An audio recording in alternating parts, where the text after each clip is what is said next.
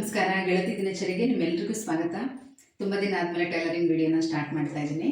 ಇವತ್ತು ಒಂದು prince cut blouse 32 ಮೆಜರ್ಮೆಂಟ್ನ ಪ್ರಿನ್ಸ್ ಕಟ್ ಬ್ಲೌಸ್ ಮತ್ತು ಫೆದರ್ ಸ್ಲೀವ್, ಅಂದರೆ ಸ್ಲೀವ್ ಈಗ ಅಂಬ್ರೆಲಾ ಥರ ಬರುತ್ತೆ ನೋಡಿ, ಆ ಥರ ಇದನ್ನು ಸ್ಟಿಚ್ ಮಾಡಬೇಕು. ಇದು ಕಸ್ಟಮರ್ದೇನೆ ಬ್ಲೌಸು ನೋಡಿ. ಬ್ಲೌಸ್ ಪೀಸ್ ಈ ಥರ ಇದೆ, ಎರಡು ಕಡೆ ಬಾರ್ಡರ್ ಇದೆ. ಈ ಥರ ಎರಡು ಕಡೆ ಬಾರ್ಡರ್ ಇದ್ದರೆ ಆ ಥರ ಈಗ ಅಂಬ್ರೆಲಾ ಥರ ಸ್ಲೀವ್ ಇಟ್ಟು ಸ್ಟಿಚ್ ಮಾಡೋದು ಸ್ವಲ್ಪ ಕಷ್ಟ ಆಗುತ್ತೆ. ಬಟ್ಟೆ ಯಾವ ಥರ ಅಡ್ಜಸ್ಟ್ ಮಾಡಿಕೊಂಡು ಮಾಡಬೇಕು ಅನ್ನೋದನ್ನು ತೋರಿಸ್ತೀನಿ. ಕಸ್ಟಮರ್ಗೆ ಆ ಡಿಸೈನ್ ತುಂಬ ಇಷ್ಟ ಆಗಿದೆ. ಅಲ್ಲದೆ ಈ ಥರ ಬಟ್ಟೆ ಸ್ವಲ್ಪ ನೋಡಿ ತೆಳ್ಳಗಿರುತ್ತಲ್ಲ, ಟ್ರಾನ್ಸ್ಪರೆಂಟ್ ಆಗಿರುತ್ತಲ್ಲ, ಈ ಥರದಲ್ಲಿ ಚೆನ್ನಾಗಿ ಕಾಣಿಸುತ್ತೆ. ಮತ್ತು ಬ್ಲೌಸು ಫುಲ್ಲು ಪ್ಲೇನ್ ಇದೆ, ಹಾಗಾಗಿ ಅವ್ರಿಗೆ ಆ ಡಿಸೈನ್ ತುಂಬ ಇಷ್ಟ ಆಗಿದೆ. ನಾನು ಆ ಡಿಸೈನ್ ಫೋಟೋ ಕೂಡ ಹಾಕಿರ್ತೀನಿ, ಸೈಡಲ್ಲಿ ನೀವು ನೋಡ್ಬೋದು. ಈ ಥರ ಬ್ಲೌಸ್ನ ಕಟಿಂಗ್ ತೋರಿಸ್ತಾ ಇದ್ದೀನಿ. ಮತ್ತು ನೆಕ್ಸ್ಟ್ ವಿಡಿಯೋದಲ್ಲಿ ನಿಮ್ಗೆ ಅದರದ್ದು ಸ್ಟಿಚಿಂಗ್ ಕೂಡ ತೋರಿಸ್ತೀನಿ. ಈಸಿ ಮೆಥಡಲ್ಲಿ ಬಿಗಿನರ್ಸು ಕೂಡ ಟ್ರೈ ಮಾಡ್ಬೋದು. ಬನ್ನಿ ಈಗ ಅದು ಕಟಿಂಗ್ ಹೇಗೆ ಬರುತ್ತೆ ಅಂತ ತೋರಿಸ್ತೀನಿ. ಇದು ಅವ್ರದ್ದು ಮೆಜರ್ಮೆಂಟ್ ಬ್ಲೌಸು, ಆದರೆ ಸ್ಲೀವ್ ಸ್ವಲ್ಪ ಕಡಿಮೆ ತೊಗೊಳ್ಬೇಕು, ಯಾಕಂದರೆ ಇಷ್ಟು ಉದ್ದಕ್ಕೆ ಚೆನ್ನಾಗಿ ಕಾಣಿಸಲ್ಲ. ಅದು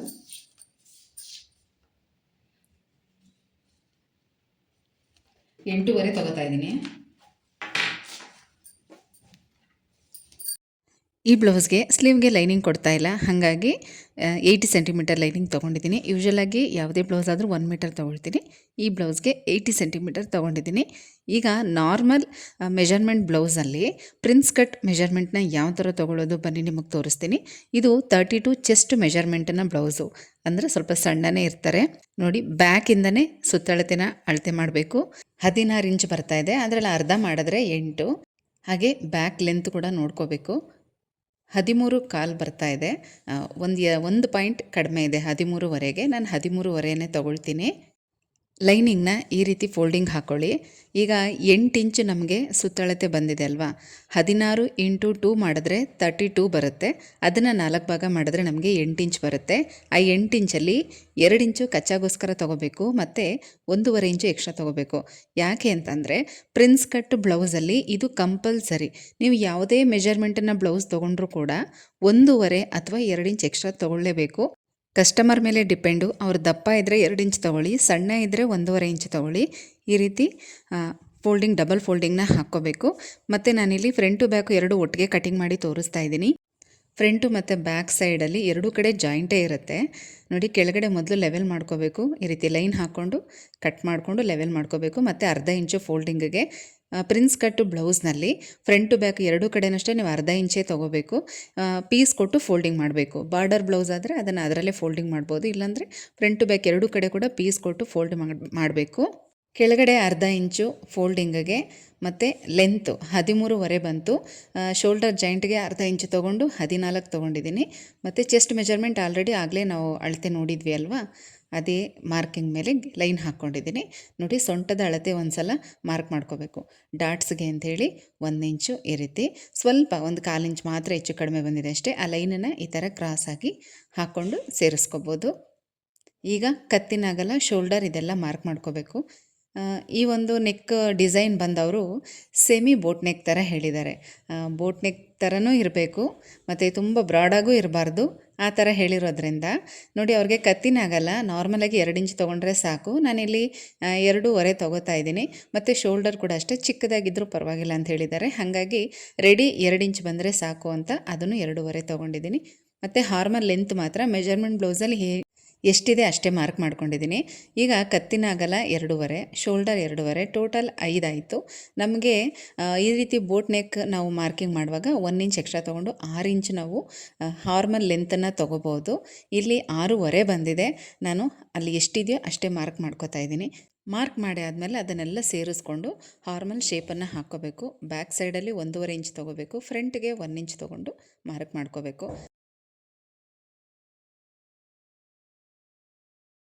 ಫ್ರಂಟು ಮತ್ತು ಬ್ಯಾಕ್ ಎರಡೂ ಕೂಡ ಒಟ್ಟಿಗೆ ನಾವು ಕಟ್ ಮಾಡ್ತಾ ಇರೋದ್ರಿಂದ ಇಲ್ಲಿ 2 ಶೇಪನ್ನು ಒಟ್ಟಿಗೆ ಹಾಕೋಬೋದು, ಅಥವಾ ಕಟಿಂಗ್ ಮಾಡ್ಕೊಂಡ್ಮೇಲೂ ಕೂಡ ಆಮೇಲೂ ಹಾಕೋಬೋದು. ಇದು ಬ್ಯಾಕ್ ಹಾರ್ಮಲ್ ಶೇಪು. ಈಗ ಫ್ರಂಟ್ ಹಾರ್ಮಲ್ ಶೇಪ್ 1 ಇಂಚಿಗೆ ಹಾಕೋತಾ ಇದ್ದೀನಿ.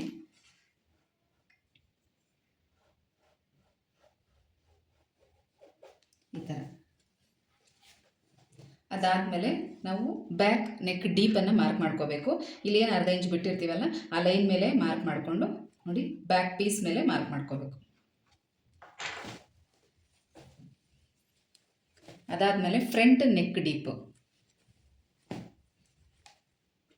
ಇಲ್ಲಿ ನಾವು ಅರ್ಧ ಇಂಚು ಜಾಯಿಂಟ್ ಹೋಗುತ್ತಲ್ವ, ಅರ್ಧ ಇಂಚು ಬಿಟ್ಟು ಹೀಗೆ ಇಟ್ಕೋಬೇಕು.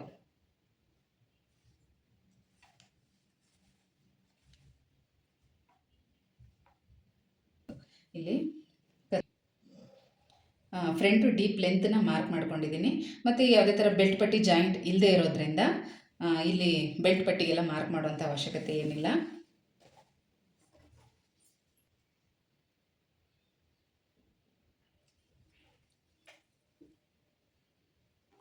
ಅವರು ಇನ್ನೊಂದು ಸ್ವಲ್ಪ ಡೀಪ್ ಮಾಡಿ ಅಂತ ಹೇಳಿದ್ದಾರೆ, ಯಾಕಂದರೆ ಮೆಜರ್ಮೆಂಟ್ ಬ್ಲೌಸಲ್ಲಿ 6.5 ಬರ್ತಾ ಇದೆ. ಇನ್ನೊಂದು ಸ್ವಲ್ಪ ಅಂದರೆ 7 ಇಂಚು ತೊಗೋತೀನಿ.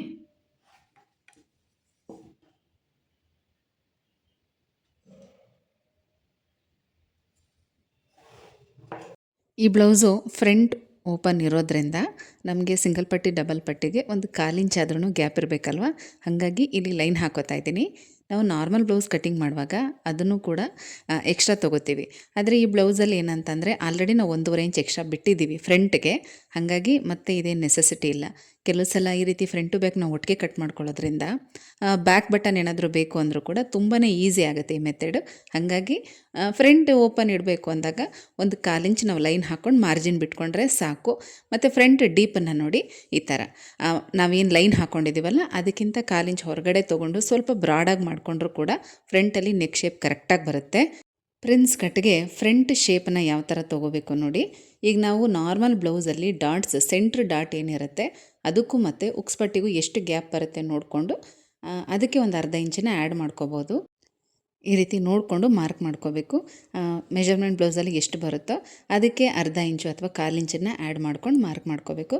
ಮತ್ತು ಈ ರೀತಿ ಲೆಂತು ಸೆಂಟ್ರ್ ಡಾಟ್ ಪಾಯಿಂಟಿಂದ ಈ ರೀತಿ ಕೆಳಗಡೆ ತನಕ ಬೆಲ್ಟ್ದು ಪಟ್ಟಿ ಏನಿರುತ್ತಲ್ಲ ಅಲ್ಲಿ ತನಕನೂ ಈ ರೀತಿ ಫೋಲ್ಡ್ ಮಾಡಿಬಿಟ್ಟು ಅಳತೆ ನೋಡ್ಕೋಬೇಕು. 4 ಇಂಚ್ ಬರುತ್ತೆ, 4.25 ತೊಗೊಂಡ್ರೆ ಓಕೆ. ಇಲ್ಲಾಂದರೆ ನಾವು ಆಲ್ರೆಡಿ ಕೆಳಗಡೆ ಫೋಲ್ಡಿಂಗಿಗೆ ಎಕ್ಸ್ಟ್ರಾ ಬಿಟ್ಟಿರ್ತೀವಲ್ಲ, ಹಾಗಾಗಿ ಆ ಲೈನ್ ಮೇಲೆ ಇಟ್ಕೊಂಡು ಕರೆಕ್ಟಾಗಿ ಲೆಂತ್ ಎಷ್ಟು ಬರುತ್ತೋ ಅಷ್ಟೇ ಕೂಡ ನಾವು ತೊಗೋಬೋದು. ಈ ರೀತಿ ಒಂದು ಲೈನ್ ಹಾಕ್ಕೊಂಡು ಮತ್ತು ಕ್ರಾಸಾಗಿ ಒಂದು ಲೈನ್ ಹಾಕ್ಕೋಬೇಕು. ಇದು ತುಂಬಾ ಈಸಿ ಮೆಥಡು, ಬಿಗಿನರ್ಸು ಕೂಡ ಟ್ರೈ ಮಾಡ್ಬೋದು. ಮತ್ತು ನೋಡಿ ನಾವೇನು ಎಕ್ಸ್ಟ್ರಾ ಕಚ್ಚಾಗಿಂತ ಎಕ್ಸ್ಟ್ರಾ ಬಿಟ್ಟಿರ್ತೀವಲ್ಲ 1.5 ಇಂಚು, ಆ 1.5 ಇಂಚ್ ಇಲ್ಲಿ ಮಾರ್ಕ್ ಮಾಡ್ಕೋಬೇಕು. ಹಾಗೆ ಮೇಲ್ಗಡೆ ಅರ್ಧ ಇಂಚ್ ತೊಗೊಂಡ್ರೆ ಸಾಕು. ಇದು ಶೇಪ್ಗೋಸ್ಕರ, ಚೆಸ್ಟ್ ಶೇಪ್ಗೋಸ್ಕರ ಈ ರೀತಿ ತೊಗೋಬೇಕು. ಅದನ್ನು ಈ ಥರ ನಾವು ಶೇಪ್ ಹಾಕಿ ಸೇರಿಸ್ಕೋಬೇಕು. ಪ್ರಿನ್ಸ್ ಕಟ್ ಮಾರ್ಕಿಂಗ್ ಇಷ್ಟೇ, ತುಂಬಾ ಈಸಿ ಮೆಥಡ್ ಇದೆ. ಬಿಗಿನರ್ಸು ಕೂಡ ಆರಾಮಾಗಿ ಟ್ರೈ ಮಾಡ್ಬೋದು. ಇದು 32 ಚೆಸ್ಟ್ ಮೆಜರ್ಮೆಂಟನ್ನು ಬ್ಲೌಸ್ ಕಟ್ಟಿಂಗು. ನೀವು ಯಾವುದೇ ಸೈಜ್ನ ಬ್ಲೌಸ್ ಕಟ್ಟಿಂಗ್ ಮಾಡಿದ್ರೂ ಕೂಡ ಇದೇ ಮೆಥಡಲ್ಲೇ ನೀವು ಮಾಡ್ಕೋಬೋದು. ಮತ್ತು ನೋಡಿ ಫ್ರಂಟಲ್ಲಿ ನಾವು ಜಾಸ್ತಿ ಬಿಟ್ಟಿರ್ತೀವಿ, ಬ್ಯಾಕಲ್ಲೂ ಜಾಸ್ತಿ ಬಿಡಬೇಕು ಅಂತೇನಿಲ್ಲ. ಇದು ಕಟ್ಟಿಂಗ್ ಆದಮೇಲೆ ಬ್ಯಾಕ್ ಪಾರ್ಟಲ್ಲಿ ನಾವು ಏನು ಎಕ್ಸ್ಟ್ರಾ 1.5 ಇಂಚ್ ತೊಗೊಂಡಿದ್ದೀವಲ್ಲ ಅದನ್ನು ಕಟ್ ಮಾಡಿ ತೆಗಿಬೋದು. ಬರೀ ಫ್ರಂಟಲ್ಲಿ ಮಾತ್ರ ಜಾಸ್ತಿ ಇದ್ದರೆ ಸಾಕು. ನಾವೇನಕ್ಕೆ ಆ ಥರ ಫ್ರಂಟಲ್ಲಿ ಮಾತ್ರ ಜಾಸ್ತಿ ತೊಗೋಬೇಕು ಅಂದರೆ ಈ ಬ್ಲೌಸ್ಗೆ ನಾವು ಡಾಟ್ಸ್ ಹಿಡಿಯೋದಿಲ್ಲ, ಹಾಗಾಗಿ ಕಪ್ಸ್ ಶೇಪ್ ಚೆನ್ನಾಗಿ ಕುತ್ಕೋಬೇಕಲ್ವ, ಅದಕ್ಕೋಸ್ಕರ ಫ್ರಂಟಲ್ಲಿ ಮಾತ್ರ ಜಾಸ್ತಿ ತೊಗೋಬೇಕು. ಕಟ್ಟಿಂಗ್ ಕೂಡ ನಾನು ಯಾವ ಥರ ಮಾಡ್ತಾಯಿದ್ದೀನಿ ಅನ್ನೋದನ್ನು ಅಬ್ಸರ್ವ್ ಮಾಡ್ಕೊಳ್ಳಿ. ನೋಡಿ ಹಾರ್ಮಲ್ ಶೇಪ್ ಕಟ್ಟಿಂಗ್ ಮಾಡಿದ್ದಾಯಿತು. ಈಗ ನಮಗೆ ಎಲ್ಲೆಲ್ಲಿ ಡಾಟ್ ಪಾಯಿಂಟ್ ಬೇಕೋ ಅಲ್ಲಿ ನ್ಯಾಚ್ ಹಾಕೋಬೇಕು. ಹಾಗೆ ಫ್ರಂಟ್ ಹಾರ್ಮಲ್ ಶೇಪ್ ಕೂಡ ಕಟ್ ಮಾಡಿ ತೆಗಿಬೇಕು. ನೆಕ್ ಶೇಪ್ ಎಲ್ಲ ಈಗ ಕಟ್ ಮಾಡೋದು ಬೇಡ, ಲೈನಿಂಗ್ ಎಲ್ಲ ಅಟ್ಯಾಚ್ ಮಾಡ್ಕೊಂಡು ಆಮೇಲೆ ಕಟ್ ಮಾಡಬೇಕು. ಆಗ ತುಂಬಾ ಚೆನ್ನಾಗಿ ಫಿನಿಶಿಂಗ್ ಬರುತ್ತೆ. ಇದು ಸ್ಟಿಚಿಂಗ್ ಮಾಡುವಾಗ ನಿಮಗೆ ತೋರಿಸ್ತೀನಿ. ಈಗ ಬ್ಯಾಕ್ ಪಾರ್ಟಲ್ಲಿ ನೋಡಿ 1.5 ಇಂಚ್ ನಾವೇನು ಎಕ್ಸ್ಟ್ರಾ ತೊಗೊಂಡಿದ್ವಲ್ಲ ಅದನ್ನು ಮಾರ್ಕ್ ಮಾಡ್ಕೊಂಡು ಲೈನ್ ಹಾಕಿ ಕಟ್ ಮಾಡ್ಕೊತಾ ಇದ್ದೀನಿ.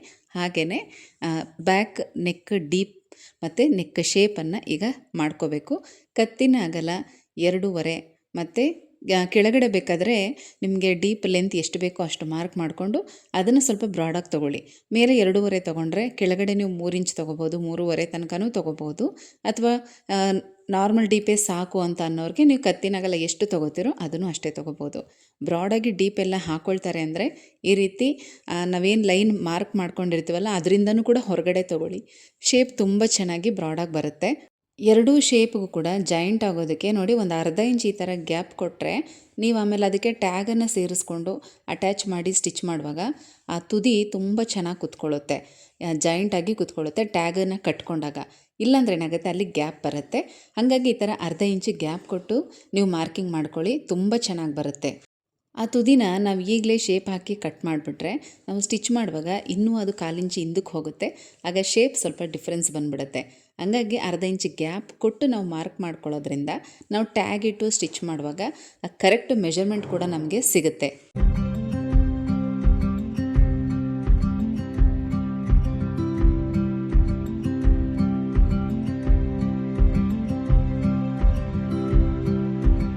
ಫ್ರಂಟ್ ಮತ್ತು ಬ್ಯಾಕ್ ಪಾರ್ಟ್ ಎರಡೂ ಕೂಡ ಕಟ್ಟಿಂಗ್ ಎಲ್ಲ ರೆಡಿ ಆಯಿತು. ಈಗ ಮೇನ್ ಫ್ಯಾಬ್ರಿಕ್ನ ಇಟ್ಕೊಂಡು ಕಟ್ ಮಾಡ್ಕೋಬೇಕು. ಆಮೇಲೆ ಸ್ಲೀವ್ ಕಟ್ಟಿಂಗ್ ಮಾಡಬೇಕು. ಒಂದು ಕಡೆ ದೊಡ್ಡ ಬಾರ್ಡ್ರ್ ಇದೆ, ಇನ್ನೊಂದು ಕಡೆ ಸಣ್ಣ ಬಾರ್ಡ್ರ್ ಇದೆ. ಇದನ್ನು ತೆಗೆದುಬಿಟ್ರೆ ಸ್ಲೀವ್ಗೆ ಬಟ್ಟೆ ತುಂಬ ಕಡಿಮೆ ಆಗುತ್ತೆ. ಹಾಗಾಗಿ ಎರಡನ್ನೂ ಕೂಡ ನಾನು ಯೂಸ್ ಮಾಡ್ಕೊಳ್ತಾ ಇದ್ದೀನಿ. ಅಗಲ ಬಾರ್ಡರ್ ಇರೋದು ಬ್ಯಾಕ್ ಸೈಡ್ಗೆ, ಚಿಕ್ಕ ಬಾರ್ಡರ್ ಇರೋದು ಫ್ರಂಟ್ಗೆ. ಸ್ವಲ್ಪ ಸ್ಟಿಫಾಗೂ ಕೂಡ ಕುತ್ಕೊಳ್ಳುತ್ತೆ. ಮತ್ತು ನಾವು ಡೀಪ್ ಲೆಂತ್ ಏನು ತೊಗೊಂಡಿದ್ದೀವಲ್ವ ಅಷ್ಟೇ ಇದ್ದರೆ ಸಾಕು. ಲೈನ್ ತುಂಬ ಚೆನ್ನಾಗಿ ಕಾಣಿಸುತ್ತೆ. ಹಾಗಾಗಿ ಅದನ್ನು ನೋಡ್ಕೋತಾ ಇದ್ದೀನಿ ಒಂದು ಸಲ.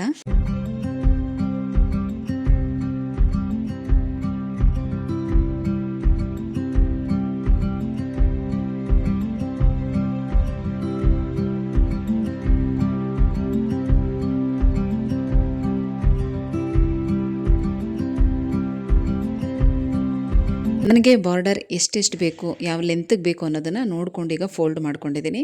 ಮತ್ತು ಫ್ರಂಟ್ ಪೀಸನ್ನು ನಾನಿಲ್ಲಿಟ್ಟು ಕಟ್ ಮಾಡ್ಕೊತಾ ಇದ್ದೀನಿ. ಇದನ್ನು ಮಾತ್ರ ಮರೀಲೇಬೇಡಿ, ಯಾಕೆಂದರೆ ನಾವು ಫ್ರಂಟಲ್ಲಿ ಸ್ವಲ್ಪ ಜಾಸ್ತಿ ತೊಗೊಂಡಿರ್ತೀವಿ. ಹಾಗಾಗಿ ಅದೇ ಮೆಜರ್ಮೆಂಟ್ಗೆ ಕಟ್ ಮಾಡ್ಕೋಬೇಕು. ಅಕಸ್ಮಾತ್ ನಾವೇನಾದರೂ ಮರೆತು ಬ್ಯಾಕ್ ಪೀಸ್ನ ಇಟ್ಟು ಕಟ್ ಮಾಡ್ಕೊಂಬಿಟ್ರೆ ನಮಗೆ ಫ್ರಂಟ್ ಜಾಯಿನ್ ಮಾಡುವಾಗ ಬಟ್ಟೆ ಕಮ್ಮಿ ಬರುತ್ತೆ. ಹಾಗಾಗಿ ಫ್ರಂಟ್ ಪೀಸ್ನೇ ಇಟ್ಟು ಕಟ್ ಮಾಡ್ಕೋಬೇಕು. ಎರಡೂ ಒಟ್ಟಿಗೆ ಕಟ್ ಮಾಡ್ಕೋಬೋದು, ಬೇಗನೆ ಕೆಲಸ ಆಗುತ್ತೆ. ಇಷ್ಟೇ ಬಟ್ಟೆ ಉಳಿದಿರೋದು. ಈಗ ಸ್ಲೀವ್ಗೆ ಅಡ್ಜಸ್ಟ್ ಮಾಡಬೇಕು ಯಾವ ಥರ ತೊಗೋಬೇಕು ಅಂತ. ಯಾಕಂದರೆ ಅದು ಅಂಬ್ರೆಲಾ ಶೇಪ್ ತೊಗೋಬೇಕಾಗಿರೋದ್ರಿಂದ ಬಟ್ಟೆ ಕ್ರಾಸಾಗಿ ಬರಬೇಕು. ಮತ್ತು 4 ಫೋಲ್ಡಿಂಗಲ್ಲಿ, ಅಂದರೆ ನಾವು ಕರ್ಚೀಫ್ ಯಾವ ಥರ ಫೋಲ್ಡ್ ಮಾಡ್ತೀವಲ್ಲ ಆ ರೀತಿ ಫೋಲ್ಡಿಂಗಲ್ಲಿ ಬಂದರೆ ಸ್ವಲ್ಪ ಅದು ರಿಂಕಲ್ಸ್ ಚೆನ್ನಾಗಿ ಕಾಣಿಸುತ್ತೆ. ಇಲ್ಲ ಅಂದರೆ ಸುಮ್ಮನೆ ನಾರ್ಮಲಾಗಿರುತ್ತೆ, ಅಷ್ಟೊಂದು ಲುಕ್ ಇರಲ್ಲ. ಹಾಗಾಗಿ ಲೆಂತ್ ಒಂದು ಸಲ ಚೆಕ್ ಮಾಡ್ಕೊತಾ ಇದ್ದೀನಿ. ಅವರು ಮೆಜರ್ಮೆಂಟ್ ಬ್ಲೌಸ್ ಬಂದು 10.5 ಬರುತ್ತೆ ಪೂರ್ತಿ ಉದ್ದ. ಆದರೆ ಈ ಡಿಸೈನ್ಗೆ ನಾನೊಂದು 8.5 ತೊಗೊಳ್ಳೋಣ ಅಂತ ನೋಡಿದೆ. ಬಟ್ ಆ ಲೆಂತ್ಗೆ ಅಗಲ ಜಾಸ್ತಿ ಬರೋದಿಲ್ಲ. ಅಂಬ್ರೆಲಾ ಶೇಪು ಸರ್ಕಲಾಗಿ ಬರಬೇಕಲ್ಲ, ಆ ಥರ ಅಗಲ ಬರೋದಿಲ್ಲ. ಹಾಗಾಗಿ ಇನ್ನು ಸ್ವಲ್ಪ ಕಡಿಮೆ ಆದರೂ ಪರವಾಗಿಲ್ಲ ಅಂತ ಹೇಳಿದರು ಕಸ್ಟಮರ್. ಹಾಗಾಗಿ ಈಗ ಇನ್ನೊಂದು ಸಲ ಚೆಕ್ ಮಾಡ್ತಾಯಿದ್ದೀನಿ. 7.5 ಅಥವಾ 7 ಇಂಚ್ ಬಂದರೂ ಓಕೆ ಅಂದ್ಕೊಂಡು ಚೆಕ್ ಮಾಡ್ತಾಯಿದ್ದೀನಿ. ಫೈನಲಿ 7 ಇಂಚ್ ತೊಗೊಂಡ್ರೆ ಅದು ನಮಗೆ 4 ಫೋಲ್ಡಿಂಗಲ್ಲಿ ಬಟ್ಟೆ ಸಿಗುತ್ತೆ. ಹಾಗಾಗಿ ಈಗ 7 ಇಂಚನ್ನೇ ನಾನು ತೊಗೋತಾ ಇದ್ದೀನಿ. ಮತ್ತು ಇಲ್ಲಿ ನೋಡ್ಬೋದು ಈ ರೀತಿ ಕರ್ಚೀಫ್ ನಾವು ಯಾವ ಥರ 4 ಫೋಲ್ಡಿಂಗ್ ಹಾಕ್ತೀವಲ್ಲ ಅದೇ ಥರ ಫೋಲ್ಡಿಂಗ್ ಹಾಕಬೇಕು. ಒಂದು ಮೂಲೆಯಿಂದ ನಾವು ಸುತ್ತಲೂ ಈ ಥರ ಮಾರ್ಕ್ ಮಾಡ್ಕೋಬೇಕು. ಅಂಬ್ರೆಲಾ ಫ್ರಾಕ್ಗಳು ಎಲ್ಲನೂ ಇದೇ ಮೆಥಡಲ್ಲೇ ಮಾಡೋದು. ಸ್ಲೀವ್ಗೂ ಕೂಡ ಇದೇ ಮೆಥಡಲ್ಲೇ ಮಾರ್ಕ್ ಮಾಡಬೇಕು. ನೋಡಿ ಈ ರೀತಿ ರೌಂಡ್ ಶೇಪಲ್ಲಿ ತೊಗೋಬೇಕು. ಈಗ ಇದನ್ನು ಕಟ್ ಮಾಡ್ಕೋಬೇಕು. ಆಮೇಲೆ ನಾವು ಇದಕ್ಕೆ ಸ್ಲೀವ್ ಶೇಪ್ನ ಹಾಕೋಬೋದು. ಸ್ಲೀವ್ ಶೇಪ್ ಏನು ಪರ್ಫೆಕ್ಟಾಗಿ ನಾವು ನಾರ್ಮಲ್ ಸ್ಲೀವೆಲ್ಲ ಯಾವ ಥರ ಕಟಿಂಗ್ ಮಾಡ್ತೀವಿ ಆ ಥರ ಬರಬೇಕು ಅಂತೇನಿಲ್ಲ. ಜಸ್ಟ್ ಹಾಗೆ ಕ್ರಾಸಾಗಿ ಒಂದು ಲೈನ್ ಥರ ಕಟ್ ಮಾಡ್ಕೊಳ್ಳೋದು ಅಷ್ಟೇ. ತುಂಬಾ ಚೆನ್ನಾಗಿ ಬರುತ್ತೆ. ಮತ್ತು ಸ್ಲೀವ್ ಫಿನಿಶಿಂಗ್ ಕೂಡ ನೀಟಾಗಿ ಬರುತ್ತೆ. ಇದಿಷ್ಟು ಕೂಡ ಪ್ರಿನ್ಸ್ ಕಟ್ ಬ್ಲೌಸು ಮತ್ತು ಅಂಬ್ರೆಲಾ ಸ್ಲೀವ್ ಕಟ್ಟಿಂಗ್ನ ಇವತ್ತಿನ ಕಟ್ಟಿಂಗ್ ನಿಮಗೆ ತೋರಿಸಿದ್ದೀನಿ. ನಿಮಗೇನೇ ಡೌಟ್ ಇದ್ದರೂ ಕೂಡ ಕಮೆಂಟ್ಸಲ್ಲಿ ಕೇಳಿ, ಸಾಧ್ಯವಾದಷ್ಟು ರಿಪ್ಲೈ ಮಾಡೋದಕ್ಕೆ ಟ್ರೈ ಮಾಡ್ತೀನಿ. ಹಾಗೆ ಒಂದು ಸಲ ಚೆಕ್ ಮಾಡ್ಕೋಬೇಕು. ಎಲ್ಲೋ ಒಂದು ಕಡೆ ಮಾತ್ರ ಸ್ವಲ್ಪ ಪೀಸು ಕಡಿಮೆ ಬಂದಿದೆ. ಬಟ್ ಏನು ತೊಂದರೆ ಇಲ್ಲ. ನಿಮಗೂ ಅಷ್ಟೇ ಕಟ್ಟಿಂಗ್ ಮಾಡುವಾಗ ಈ ಥರ ಏನಾದರೂ ಪ್ರಾಬ್ಲಮ್ ಆದರೆ ತುಂಬ ಟೆನ್ಷನ್ ಮಾಡ್ಕೋಬೇಡಿ. ಇದು ಅಂಬ್ರೆಲಾ ಸ್ಲೀವ್ ನಾವು ಕಟ್ ಮಾಡ್ತಾ ಇರೋದ್ರಿಂದ ಜಿಗ್ಜಾಗ್ ಮಾಡ್ಕೋಬೇಕು.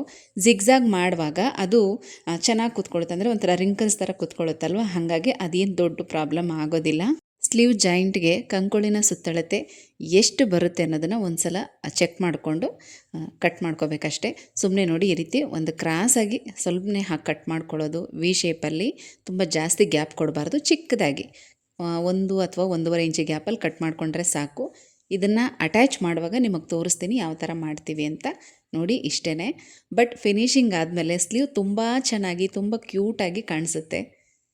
ನೋಡ್ತಾ ಇರ್ಬೋದು ಈ ರೀತಿ ತೆಳ್ಳಗಿರೋ ಅಂಥ, ಅಂದರೆ ಟ್ರಾನ್ಸ್ಪರೆಂಟ್ ಆಗಿರೋ ಅಂಥ ಬ್ಲೌಸ್ ಪೀಸ್ಗಳಿಗೆ ಈ ಡಿಸೈನ್ ತುಂಬ ಚೆನ್ನಾಗಿ ಕಾಣಿಸುತ್ತೆ. ಫ್ರಾಕ್ಗಳಿಗೆ, ಸ್ಯಾರಿ ಬ್ಲೌಸ್ಗೆಲ್ಲ ಟ್ರೈ ಮಾಡ್ಬೋದು. ಬಿಗಿನರ್ಸು ಕೂಡ ಒಂದು ಸಲ ಟ್ರೈ ಮಾಡಿ. ನಿಮಗೆ ತುಂಬ ಡೌಟ್ ಇದ್ದರೆ ಒಂದು ಸಲ ಪೇಪರ್ ಕಟ್ಟಿಂಗ್ ಮಾಡ್ಕೊಳ್ಳಿ. ಆಮೇಲೆ ಬೇಕಾದ್ರೆ ಅದನ್ನೇ ನೀವು ಬಟ್ಟೆ ಮೇಲಿಟ್ಟು ಕಟ್ ಮಾಡ್ಕೋಬೋದು. ತುಂಬ ನೀಟಾಗಿ ಬರುತ್ತೆ. ಇದರಲ್ಲಿ ನಿಮಗೇನೇ ಡೌಟ್ ಇದ್ದರೂ ಕಮೆಂಟ್ಸ್ ಮಾಡಿ ಆಯಿತಾ.